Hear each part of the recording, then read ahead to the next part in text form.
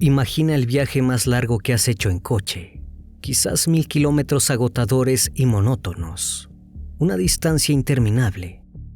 El Triángulo de las Bermudas es un área formada por 3 puntas: la isla Bermudas, la isla de Puerto Rico y Miami en Florida. Eso es una superficie de 1,5 millones de kilómetros cuadrados en alta mar.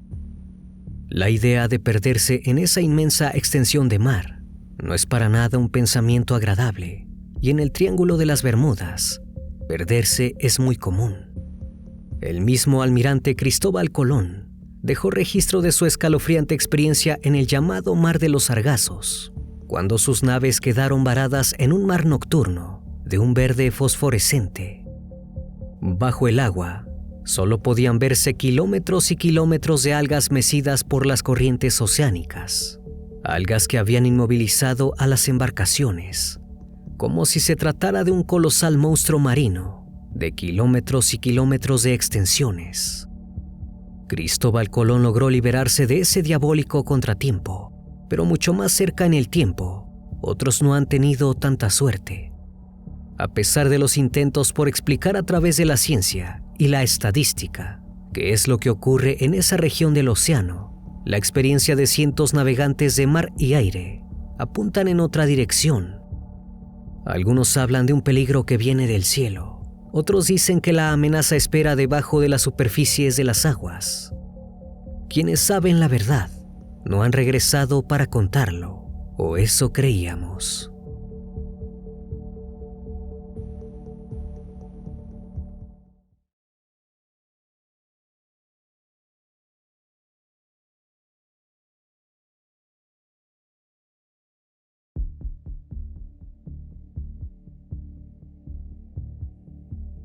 El océano contiene más misterios que la superficie de la Luna, apenas explorado en relación a su inmensa extensión.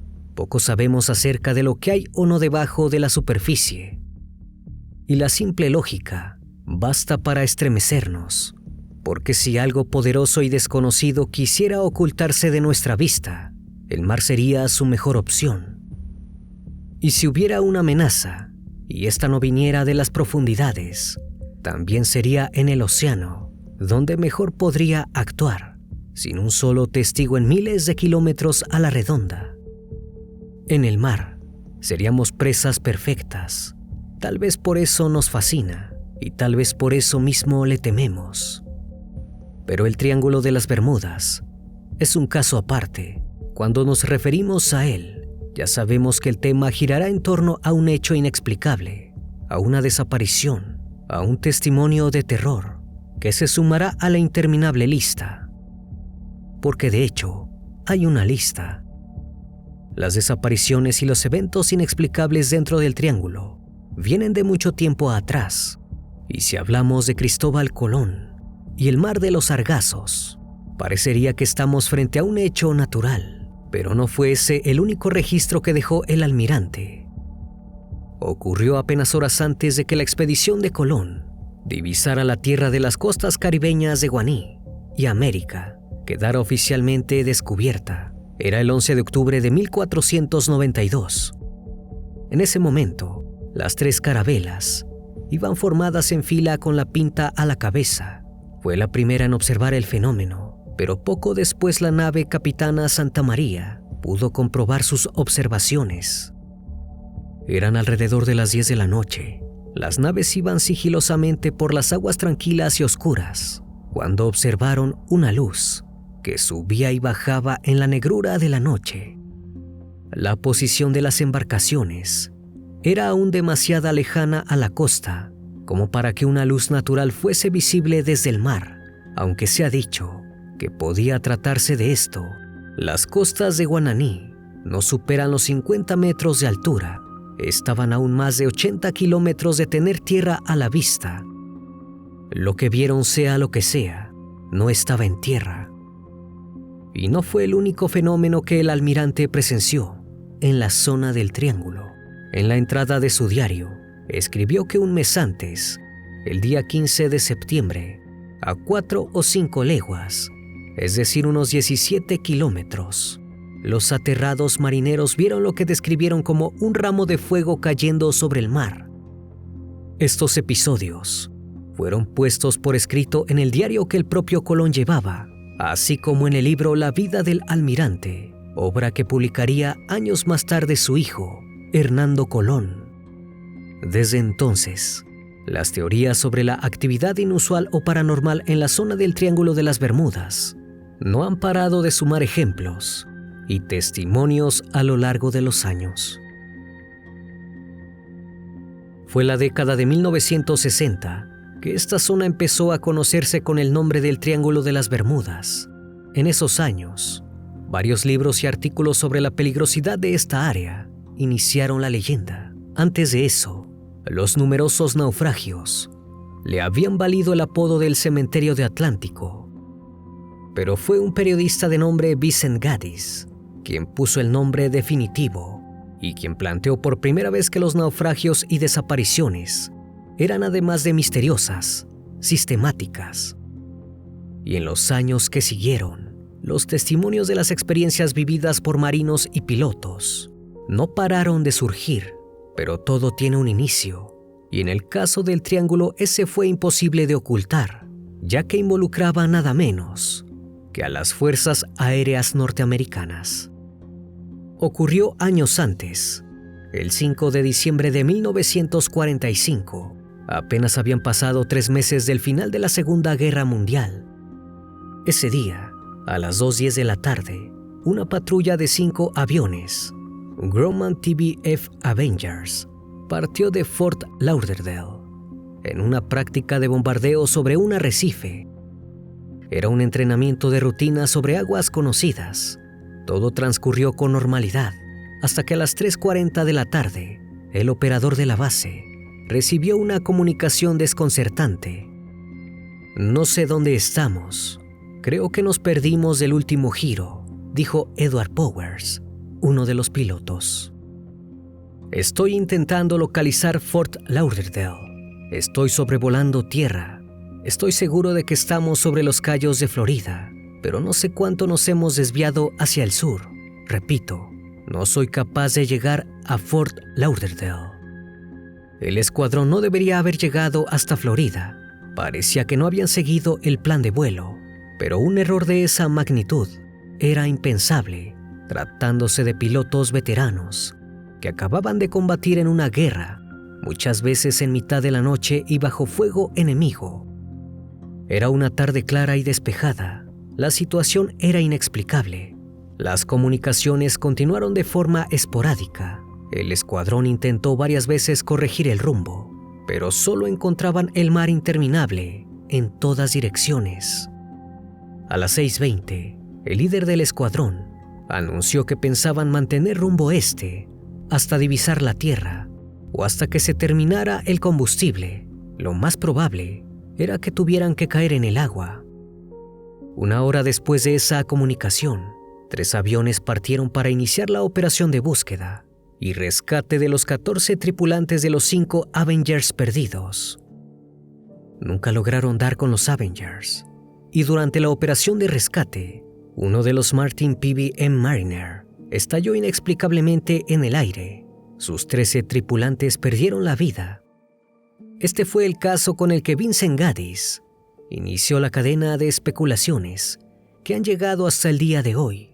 Desde ese momento, los relatos y testimonios han aparecido sin cesar. Muchos navegantes o pilotos que recorrían la zona del Triángulo han reportado que no es extraño que los instrumentos de navegación dejen de funcionar o enloquezcan. Y hay un detalle más que muchos testigos han reportado. Durante las noches, el mar se vuelve verde y fosforescente, como si una luz increíblemente potente lo iluminara desde las profundidades. También se ha reportado la presencia de una niebla, igualmente fosforescente, que viene acompañada de un poderoso olor a ozono y una inexplicable pero intensa sensación de peligro. Un piloto dijo haber visto, en un día despejado, cómo la superficie del mar se elevaba en una inmensa burbuja de 2 o 3 kilómetros de diámetro y 1 kilómetro de altura. Se mantuvo así durante cerca de 1 minuto para volver a descender lentamente, sin dejar rastros de su presencia, ni una onda en el mar.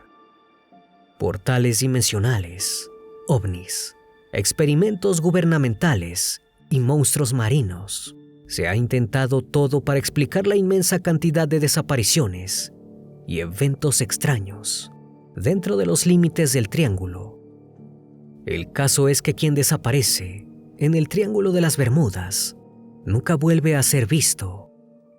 Con una excepción, la única persona hasta el momento que regresó de la anomalía del Triángulo, trayendo con él una historia completamente asombrosa. Thomas Brown tenía 56 años en 2009. El 29 de octubre de ese año, zarpó con su barco para dar un paseo por el mar para relajarse. Dejó una nota para su esposa en el hotel donde se hospedaban, diciéndole que no tardaría, y zarpó con el mar en calma. No volvió a reunirse con su mujer hasta el 25 de agosto de 2016. Marta, su esposa, esperó durante horas hasta que dio parte a la policía marítima. La búsqueda comenzó de inmediato, pero los rastrillajes por tierra y mar no descubrieron ningún rastro de Thomas o de su embarcación. Eventualmente se dio por sentado que Thomas había naufragado y perecido en algún punto frente a la costa de Florida. Con el paso de los años, el caso se olvidó y solo Marta conservaba alguna esperanza de que Thomas apareciera. Pasaron 6 años. Fue entonces cuando Marta recibió una llamada telefónica de las autoridades de Florida. Le pedían a Marta que se presentara en las oficinas centrales de la policía. Cuando preguntó si habían encontrado el cuerpo o el barco de Thomas, se hizo una pausa del otro lado de la línea. Sí, Thomas había aparecido, pero con vida.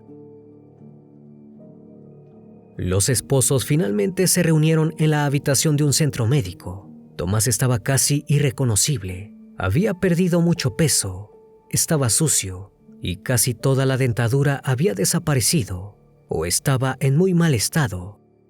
Pero Marta no tuvo dudas. Era él, era Thomas. Lo que el hombre contó y lo que siempre mantuvo sin desviarse jamás de su versión inicial era increíble. Aquella mañana de 2009, zarpó del puerto y navegó tranquilamente hasta alejarse varios kilómetros de la costa. Una vez que encontró una zona tranquila y silenciosa, apagó el motor y se relajó. Necesitaba ese momento de paz para reflexionar sobre su vida y sobre qué haría en el futuro. Pero no demoró mucho. Le había prometido a Marta que volvería temprano, así que intentó poner el motor en marcha, pero no lo logró. Después de varios intentos se dio por vencido. Entonces trató de comunicarse por radio, pero el aparato no funcionaba. La inquietud comenzó a ser presa de él. No tenía más opción que esperar en el bote a que alguna otra embarcación pasara por allí y lo rescatara. La marea fue arrastrando el bote hacia una isla, donde Thomas acabó por tomar tierra. La isla estaba desierta y no era demasiado grande. Ante su asombro, Thomas descubrió lo que parecía ser un cementerio de botes, similares al suyo, y lo que parecían ser los antiguos restos de un pequeño avión. En poco tiempo, recorrió la superficie de la isla y solo observó otra criatura viviente además de él, un mono pequeño. También notó que las piedras de la costa estaban cubiertas de un musgo rojo que nunca había visto y que despedía un fuerte olor ferroso, como de óxido. El agua potable y la comida se acabaron pronto, y Thomas tuvo que echar mano de su ingenio mientras esperaba ser rescatado. Recolectaba y bebía agua de rocío y se alimentaba de peces y raíces. Construyó un refugio bastante tosco y partió en busca del mono que había visto en su primer día, pero no lo encontró. De hecho, nunca más volvió a verlo. Nadie fue a su rescate. Thomas calcula que estuvo aproximadamente 1 año viviendo en la isla, hasta que logró, después de muchas pruebas, construir una balsa a vela que pudiera maniobrar fácilmente un hombre solo. Sabía que era un gran riesgo, pero aunque no podía explicarse cómo pudo pasar 1 año en una zona del océano tan transitada, sin ver un solo barco o un avión, era preferible arriesgarse que seguir esperando. Pensaba que de quedarse en la isla, una lesión o una enfermedad que lo debilitara sería su sentencia final. Era mejor arriesgarse mientras aún tuviera fuerzas. Navegó todo el día y al llegar la noche, se durmió. Lo despertaron unas voces y unos golpes sobre la balsa improvisada. Era una patrulla de guardacostas. Thomas casi no podía creerlo. Estaba a salvo. Los análisis médicos comprobaron que Thomas estaba completamente cuerdo. Se ubicaba sin problemas en tiempo y espacio. Era inexplicable que hubiera distorsionado su noción del tiempo, al punto de creer que 7 años fueran uno solo. Pero Thomas insistía en eso. Además, su condición física era la de un náufrago de 1 año. De seguir ese grado de deterioro, nunca hubiera sobrevivido 7 años. Y había algo más. Nunca se encontró la isla que Thomas describió, y nunca nadie había dado noticias de ella. Esa parte del océano estaba limpia. Tampoco podían explicarse que ninguna embarcación o avión lo hubiera visto.